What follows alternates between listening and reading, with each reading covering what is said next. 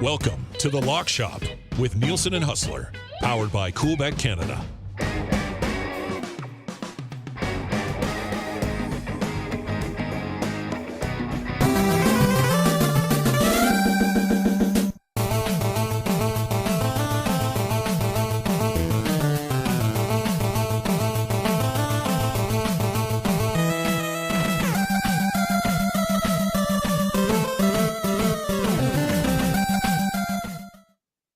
What's going on, everybody, and welcome to another episode of the Lock Shop's Fantasy Football Extravaganza. Week 10 preview episode. Week 10 already. I mean, if you're in a bigger league, I know I'm one of my leagues, my 16-team league, man. I got like 3 weeks left, and that's it. And then it's on to playoffs, so things move quickly. I'll be mock drafting for next year before you know it. I can't wait. Huss, what's up, buddy? How are you, man?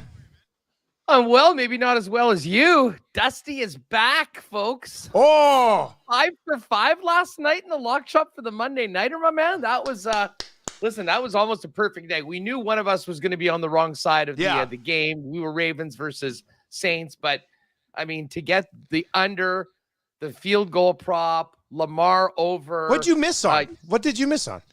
I missed on an Olave touchdown. That's it. That was the only thing. And then, I mean, listen, I've got beef with Marcus Peters from his time with the Chiefs. He was an absolute hothead.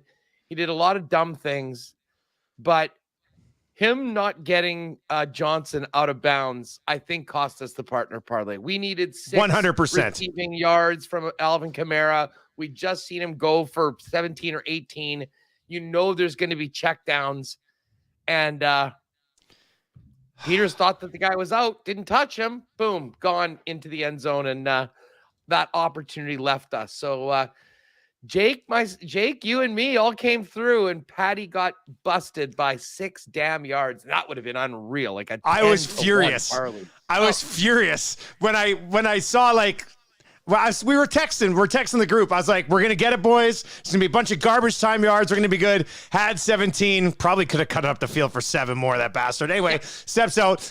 And then when Johnson, I was doing some work on my computer on the couch watching the game, and I thought he stepped out of bounds. So I looked down, and then I looked back up, and he's running to the end zone. I was like, oh, well, they'll blow that down. Like, that's going to kill us, but they're going to blow that back. And then, I mean, it was a game that they didn't even take much of a close look at it. They're like, whatever, continue to play. I was like, not whatever.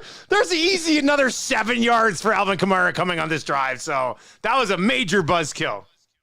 But outside of that, though, I mean, man, did we get that game? I mean, the 8 points for over 7.5 kicking points for Justin Tucker. Yeah. Obviously, Lamar was awesome last night. And I mean, I think he still only had like 133 passing yards, but and we'll get into this with Justin Fields a little bit later on. I mean, from a fantasy perspective, moving away from our bets last night, I mean, if your quarterback can be good for 60, 70, 80 on the ground and potentially get in the end zone on the ground, it is such a huge advantage over most other quarterbacks in the league right now. And that's where Lamar is at. Although listen, with his Mark Andrews out and some of the receiving issues that they have there, he's never going to be a guy that's throwing for 300, but the legs on him, devastating. And certainly he's been very, very good to fantasy owners so far this year. All right, buddy. How'd your fantasy week go? How was it for you out there? It was okay. It would have been a lot better. And listen, many of you will be able to empathize with me. I'm out watching the games with my buddies. Halftime goes up. I'm like, well, let's see what's going on in the fantasy world. And I was playing against Joe Mixon everywhere.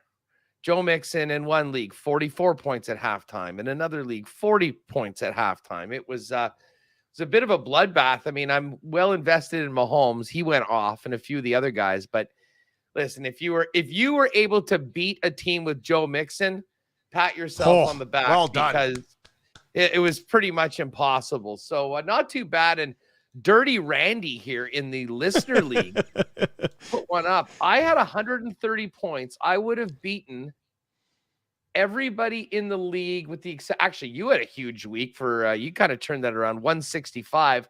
I would have beaten all but 3 teams. Unfortunately, Dirty Randy had 172, 36 from Devontae Adams, 25 from Drake. He had Brady, Dalvin Cook, mean, just a deep team. Everyone gotten in. And by the way, here's one guy. I mean, I guess we'll get to this, but what a debut for TJ Hawkinson in Minnesota. I kind of thought very nice. I thought that would take a couple weeks before they worked him in. I mean, I think he had nine catches in the game. I mean, they didn't mess around. For Adam Thielen owners, they're in trouble right now because if it's a steady diet of Jefferson and Hawkinson, man, that'd be enough. That's enough for Kirk Cousins, who was on the plane. Did you see Kirk Cousins what a guy. What a life that guy lives. It's amazing. The straightest, most vanilla dude ever. And when you saw that photo in the plane, you could tell the Viking winning is fun. The Vikings are 7-1. They're having a lot of fun right now. Although they got a little fortunate. I mean, my guy Taylor Heineke, they had that lead, and you pulled the trigger on one bad pass in the National Football League, and it can really turn a game around. That's exactly what happened on that Harrison Smith interception. And listen, I wasn't too worried about it because we had the extra point and we needed the 3. I knew it would be a 3-point game at that point.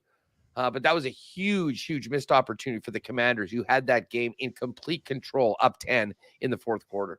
Just on staying on the page here quickly, then we'll get moving along on the Fantasy Football Extravaganza Listener League. You mentioned I had a big week.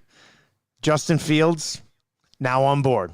That's why I had a big week. Justin Fields had over 40 points for me. And all of a sudden, Dusty's Destroyers, not sitting great, got that win, now 3-6, but got Justin Fields on board, must start every week the rest of the way. I got Travis Kelce. I got DeAndre Hopkins, who I've been waiting on as well. Still got Derrick Henry Huss. So Dusty's Destroyers might not be done just yet, buddy. Justin Fields, straight up league winner rest of the way this season. Like, if you claimed him off waivers, I claimed him in 3 leagues last week, put him in this one, left him on the bench in 2. If I would have played him in both of those, I would have got victories. Justin Fields is my must-start quarterback in all those leagues rest of the way. There's no more denying it, buddy. Since week 5, he's QB1. It's nuts. Yeah, he listen, he had 178 yards on the ground on 15 carries. An all-time record for a quarterback in a National Football League regular season game. It was crazy. And they still lost the game, after trading. By the way, how good did Roquan Smith look like last night in the Baltimore Ravens defense? My God, that's a hell of a pickup for John Harbaugh. But yeah, Fields is now getting more and more comfortable with the offense. I think the passing game, I'm not sure he's ever going to be an elite passer or a guy that's, going for 300 yards in a game. But when you've got the package and the skill set that Fields does, and can run the ball the way he does, it adds a completely different dimension to offenses. And Miami had no answer for it. Well, the only answer was go and score more points, which Tua and Tyreek and Jalen Waddle did in what was a wild game that 5 minutes into the second half, there were 60 points scored in that game. It was nuts. A lot of fun, and fun if you had the over in that one as well. Definitely. And we miss it a lot all the time. But some guy, I don't follow him, but it popped up on my feed. And his play of the week, his one play that I saw in the video was the under in the Bears-Dolphins game. I was just like, we've all had big-time backfires, but that's a tough one. That's a tough one. All right, let's hit the waiver wire this week, Huss. I will say this, early views on it. Waiver wire's dwindling a little bit. There's not a lot of sexy names out there anymore. You're not getting the Justin Fields anymore. He's got to probably be rostered in at least 95% leagues, if not 100. So you got to be pretty creative here, man. What do you got? Who do you got? Well, here's a few guys that you might want to take a look at if they are available right now. But I'm with you. We're kind of at the point where a lot of the guys that are getting regular runs, there isn't no one just kind of emerging right now as a big star. If you've got your full budget, you can jump on. I'll say this, though. If Jeff Wilson is available on your waiver wire, I would definitely add him. He made his debut for the Dolphins on the weekend after that trade from the Niners. He was tied with Raheem Mostert for the most touches, was the most productive running back on the ground with 51 yards on 9 carries, and also had 3 receptions while Mostert had 0. So I think at minimum, we're going to see a real split of carries in that offense right now. And the bottom line is Miami is just so prolific right now with putting up points. I think he'll be in a good spot. So there is a chance in some leagues. after McCaffrey was acquired by the 49ers that maybe some guys dropped, that he'd be a guy I'd jump on if he is available. Gerald Everett, the tight end from the Chargers. Listen, there's not a lot going right for the Chargers right now, although they seem to be winning these games that in the past they had lost. Just an absolutely bizarre, maybe the most perfect ending play towards the end of that game between the Chargers and Falcons. The Eckler fumble, the Falcons run 50 yards with it. Basically, you just need to go down, give them a chance, and the ball just basically evaporates from the guy's hands. Chargers get the ball back, eventually win. Here's the thing, though. We know Justin Herbert's good. He's just not working with a lot right now. Mike Williams is out. Keenan Allen continues not to play. And now Donald Parham is on IR. So Gerald Everett, who I believe saw 5 or 6 balls last week, I think just by attrition is going to have a bigger piece of this offense going forward. And let's face it, we know how thin the tight end position is this year. There's very few guys that you can really count on week in and week out. So if you are without a Kelsey or now a TJ Hawkinson, who looked amazing in his first game for Minnesota, this is a guy you might be able to pick up and play in a game or two to help you at least stay, above water when it comes to that position and not take a 0 or a 2. And listen, this is going to kind of tie into my start of the week, but another guy that if he is available, you should jump on is Chuba Hubbard, Edmonton's own. He's been injured for the last couple of weeks, and Dante Foreman has been the guy that has been getting, up until last week, the majority of the carries. Last week for the Panthers was such a bizarro game because they were down 28-0 seemingly in the first 10, 15 minutes of the game. And at that point, obviously, you're not spending too much time running. So he only had 7 carries. He's had some real strong games before that. But there was a number of different players that touched the ball. And I think with Chuba Hubbard coming back in, he has the opportunity to potentially be RB1 for the Panthers. So we know how scarce running backs are right now. If Chuba is out there, definitely grab him. And I think we'll see over the next couple of weeks who the lead back is, if there in fact is one in Carolina. Either way, going up against the Falcons this weekend, I think it's a nice spot for a Carolina running back, whether you got Foreman or you can get Chuba into your lineup. Yeah, running back, not a great week. You mentioned Jeff Wilson Jr. I just throw it out. He's available and it all depends from format to format, from CBS, Yahoo, ESPN, wherever you're playing. But I think it was ESPN I saw available in more than 50% of the leagues. So if you're looking for a running back, if you need a running back, that's a guy who already found a role in that offense. Quarterback, not a great week for quarterback. I'm not even too sure. I mean, the guys like Heineke could be a bye week guy or something like that the rest of the way. But I do like Cole Kmet at tight end. Check in your waiver wire and see if this guy's going to be available, because at the beginning of the season, in the preseason, he was one of my sexy tight end picks. And then, at the beginning of the year, it's like Justin Fields not really throwing the ball. They're kind of holding him back. Now that they're starting to get that offense loosened up a little bit, they brought in Claypool and they do have Darnell Mooney, but Cole Kmet's got touchdowns, at least one touchdown in each of his last 2 games. And if Justin Fields is going to find a guy, a big body, now Claypool's a big body as well, but I think some of that preseason thought process on Kmet is actually finally starting to pay off. So he 100% would have been dropped in your league by like week 4 or 5. Unless you're in a deeper league. So that's a guy you could look at. You mentioned him a couple of weeks ago, Cade Otton on the Bucs. He's not going to be giving you a touchdown and 70 yards all the time, but, Tom Brady has relied on a few tight ends in his career, and Cade Otton's starting to fit in there a little bit. And then the wide receiver position, I'm not sure if I mentioned him last week or not, but Terrace Marshall in Carolina, same amount of snaps as DJ Moore. DJ Moore had a big game a couple weeks ago. Terrace Marshall's had over 50 yards in back-to-back games as well, starting to get involved. Another guy who kind of was high on last year, maybe just taking a little bit of time. Quarterback situation, obviously murky there with the Panthers, but he's like 8% owned in super deep leagues. If you need like a bye week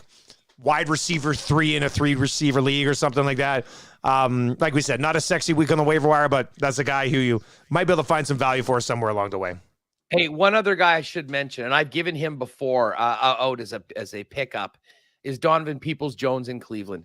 If he is on your waiver wire, grab him and stash him right now. Deshaun Watson's return is just around the corner. He is clearly the number 1 deep threat for the Cleveland Browns and has actually been pretty consistent so far. And it's interesting from league to league. I mean, he is still available in the number one. And if you need a little bit of wide receiver depth heading into the stretch drive of the regular season and the fantasy playoffs, I think his stock is going to be going up. As I said, I've got him on a couple teams from the last couple of weeks, but if he's still there, now is your time, because come, week 13, Deshaun Watson will be back. And depending on injuries, he could be a guy that makes a big, big splash come fantasy playoff time. And now's the time to grab him. That's a really good one. I like that one. Starts of the week, Huss. Let's start together on our quarterback, Justin Fields. Justin Fields. Come on. I mean, what are we doing here? Of course you're going to be on Justin Fields again. Well, wait a second. I mean, he is going up against the Detroit Lions. And we saw what the Lions did last week to back-to-back MVP Aaron Rodgers. Hey, Huss, we just had our good game. There's not another one. Okay. Maybe that's more on the Packers as well than what the Lions are doing. Listen, I'm not sure what the Bears are going to do win-loss wise for the rest of the year, but I think we've seen, as we just talked about right off the top, Justin Fields has elevated himself to a guy that is, well, first thing, a fantasy football point machine. Yeah. And a guy that's keeping the Bears in games, moving the football and scoring some points right now. And then you mix in a matchup against the Detroit Lions, which for everyone other than Aaron Rodgers has meant a plethora of trips to the end zone right now. So considering the momentum that they had in that tough loss to Miami, I think the Bears win this game. I think Fields has another big, big game. And, you know, I may as well stay on this with my other start of the week at tight end, because you just mentioned him, Cole Kmet.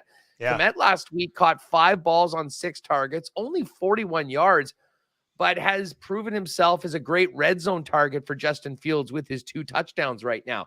And here's the thing about guys like Cole Kmet and some of the other Bears receivers.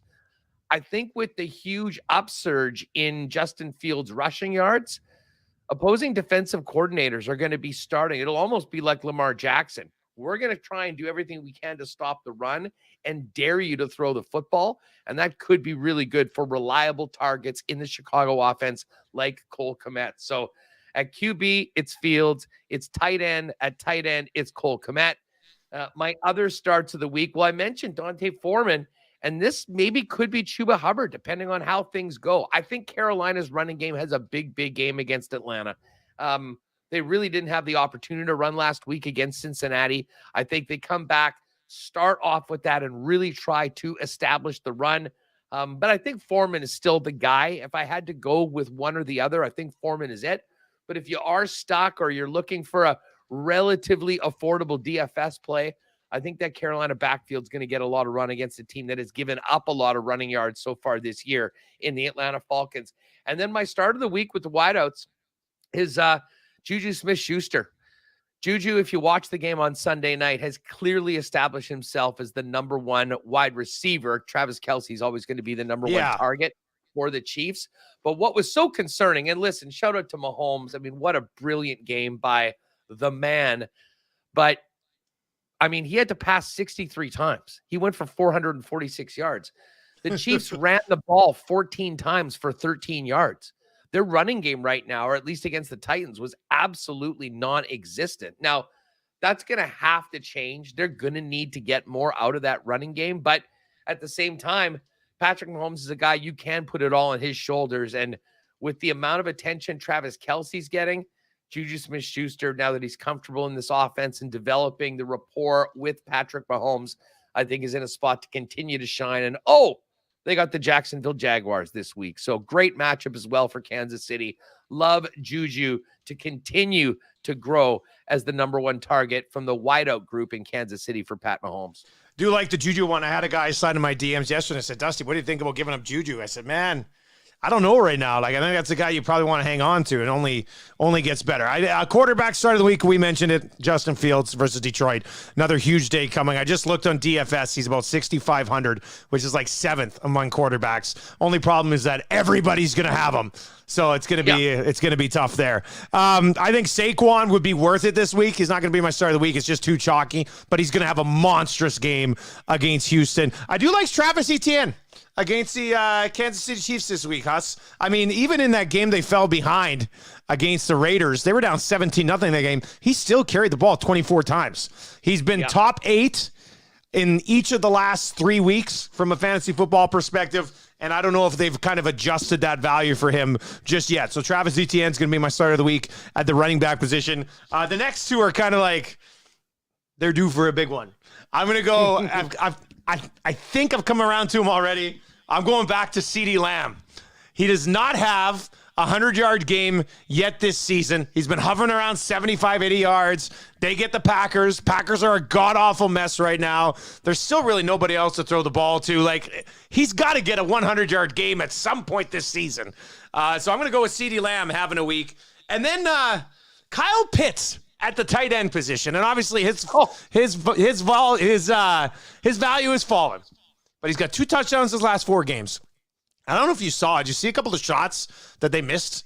See, Marcus, this is a problem. This is why you keep in dynasty leagues and stuff. If you can buy low on Kyle Pitts right now, buy low on this bastard, because when they get a quarterback who can accurately throw the ball deep, he's going to be a monster. Over 200 air yards last week. Finished with 27 yards. But he was down the field. They just couldn't hit him. So I don't mind the way he's being involved in that offense a little bit right now. Tight end position, we've said multiple times this year, if you don't have Travis Kelce, it's a hit and miss every single week. Anyway, I'm going to say it's a hit with Kyle Pitts this week going up against Carolina. I think there should be some opportunity there for Atlanta. So I'll go Kyle Pitts, CeeDee Lamb. I also don't mind A.J. Brown. That was going to be my first choice. But A.J. Brown this year has had 2 monstrous games and just a bunch of okay games. So I was like, man, it's the Commanders. Does he have another huge game here? We know Jalen Hurts likes to go after him. But so that was my first pick. And then I kind of came back around to CeeDee. And then Travis Etienne, Justin Fields. Etienne, he's what the Chiefs thought they were getting when they drafted Clyde Edwards-Helaire. Yeah. You know, late end of the first round player that can come in, make a difference in a number of aspects of the game. And Etienne, I mean, literally ever since they traded James Robinson, has been must start fantasy player, getting so much action in that Jacksonville offense. All right, that is going to do it for our Week 10 preview episode. Once again, if you have any fantasy football questions at any time, feel free. Slide to my DMs at Nielsen TSN 60. Hit up us at Hustlerama on Twitter as well. We'll be back setting up playoff action in the Canadian Football League tomorrow with the Lock Shop. Very much looking forward to that, Hustle. Talk to you later, buddy. Thanks, Dusty.